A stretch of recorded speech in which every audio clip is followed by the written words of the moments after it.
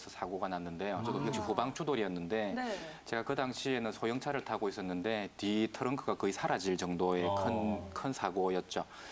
그 당시에는 이제 저희 그 가족이랑 같이 타고 있어서 그 당시에는 경황이 없었는데 네. 그 다음날 아픈 줄도 전혀 몰랐어요. 그 당일은. 당일은 전혀 아픈 줄을 몰랐는데 다음날 아침 일어나니까 그냥 목이 끊어질 듯이 아프고 목을 전혀 가눌 수가 없더라고요. 이제 치료를 받으러 이제 가야 되는데 후배 한의원이 근처에 바로 엎어지면 코다할 곳에 있었는데 제 환자를 진료하느라 치료를 받으러 거의 못 갔어요. 그 네. 당시는 뭐 젊었을 때라서 시간이 돼서 낫긴 했는데 한참 동안 제법 몇 개월 이상 고생을 했던 적이 있었어요. 그때 치료를 좀 받았더라면 침이라도 좀 맞았더라면 좀 더 빨리 나았을 텐데 그때 상당히 좀 많이 저도 많이 놀랐습니다. 이 교통사고 후유증 환자분들 어떤 증상이 가장 많이 호소하셨나요? 일단은 다치고 나서 주로 뭐 목이나 허리가 아프다 뭐 그런 분들은 흔히 네. 흔히 볼 수가 있고요. 이제 그런 것보다도 의외로 교통사고가 난 지 1년, 2년이 지났는데도 계속 지속적으로 통증을 호소하는 분들이 있으세요. 당연히 현대의학적으로는 뭐 CT든 MRI든 엑스레이상으로는 아무런 이상 소견이 없는데 본인은 계속 주관적으로 통증을 호소하시는 거죠. 주로 젊으신 분들보다는 연세가 드신 분들이 나타나는데 주로 보면은 그 사고 난 부위가 비만 오면 쑤신다, 혹은 지금도 조금만 피곤하면 아프다, 혹은 특별히 아픈 데는 없는 것 같은데 사고 나고부터 계속 시름시름 사람이 아픈 것 같다. 그런 경우는 보험회사에 호소를 하기도 곤란한데 본인은 실제로 고통을 실제 그 생활에는 상당한 많은 그 불편을 초래하는 그런 경우죠. 원장님들 이렇게 정신적으로 받은 충격들도 방치했다가는 더 큰 문제로 이어질 수도 있겠죠?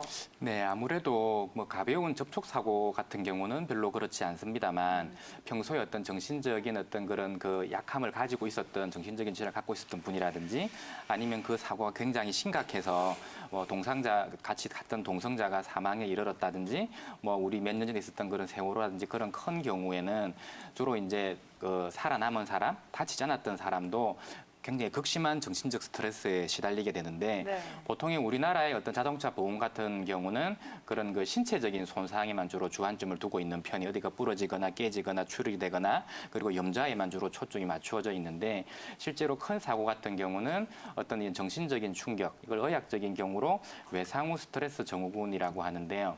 임상적으로 보면 밤에 잠을 잘 못 잔다든지 혹은 잠만 자면 악몽을 꾼다든지 그리고 이렇게 뭘 하려고 그러면 깜짝깜짝 놀라거나 아니면 막 우울해지거나 혹은 심각한 경우는 막 대인기피증 같은 경우가 나타나는 그런 경우가 주로 많이 나타나거든요.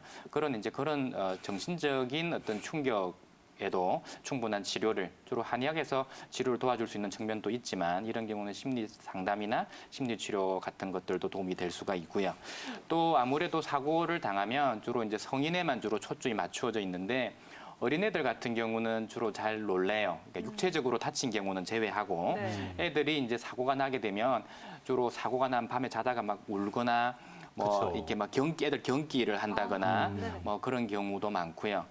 제 같은 경우는 소아 쪽에 그 정신과 질환을 주로 보는데 틱을 앓고 있거나 ADHD를 앓고 있거나 이런 친구들이 치료 중에 치료가 잘 되어 가다가 그런 사고를 당하면 아무래도 신체적으로는 아무런 이상이 없다고 하더라도 정상이 악화되는 경우가 많아요. 물론 애들은 그 손상도 잘 받지만 또 쉽게 회복되는 그런 특징이 있습니다만 그런 그 아이의 정서적인 손상을 간과했다가는 어떤 병의 치료라든지 그 아이의 어떤 많은 미래의 트라우마가 될 수 있기 때문에 정신적인 문제도 잘 치료해 주는 것이 중요하겠습니다.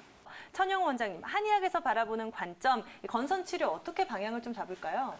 네, 그 서양의학에서도 그 형태에 따라서 뭐 판상건선, 뭐 관찰부 건선, 뭐 농포선 건선 이렇게 생긴 모양으로 주로 분류를 하고 있습니다만 한의학에서는 한의학적 관점으로 그 형태에 따라서 분류를 해서 주로 치료를 하고 있는데요.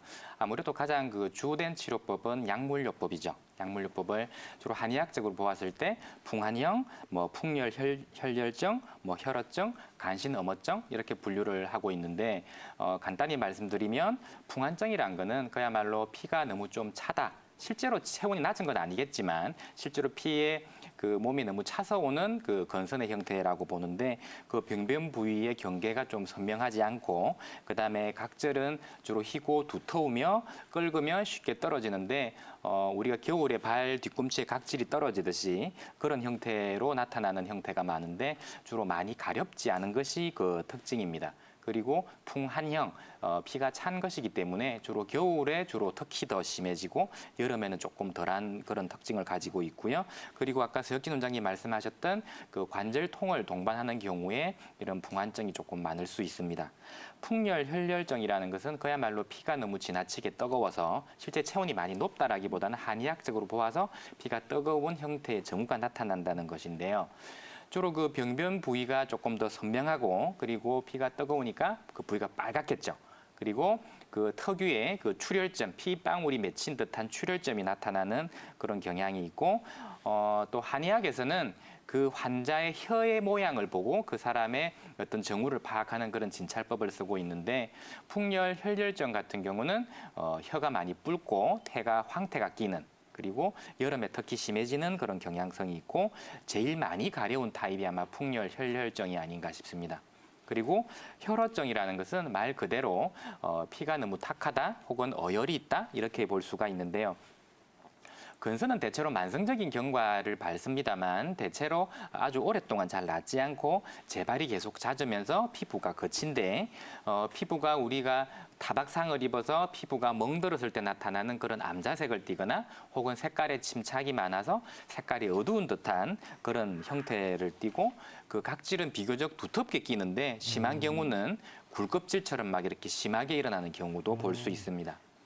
또 간신 어머는 간과 콩팥과 어머하다는 것인데 대체로 근선은 주로 소아에게는 나타나지 않지만 주로 젊은 성인에게 주로 호발하는 경향이 있는데 이 타입은 주로 40대 이상의 중장년층에서 많이 볼 수 있는 그런 타입이라고 볼 수가 있고요. 그 병변 부위는 대체로 옅은 편이고 허약한 것이기 때문에 각질을 많이 만들어내지 못하므로 각질은 많지 않은 편이고 주로 몸에서 신진대사가 원활하지 않아서 세포의 재생이 제대로 좀 잘 되지 않는 편이기 때문에 체력이 약하거나 허리가 아프거나 혹은 귀가 좀 먹먹하거나 그런 특징을 주로 보입니다. 물론 요 네 가지의 타입 외에도 선생님에 따라서는 조금씩 다르게 분류하고 있거나 더 작은 분류에 속하는 것이 있는데 이런 기준에 따라서 한약을 이용한 약물요법을 사용하면 좋은 경과를 볼 수 있을 것 같습니다. 건선 증상을 악화시키지 않을 수 있도록 생활관리 어떻게 하면 좋을까요?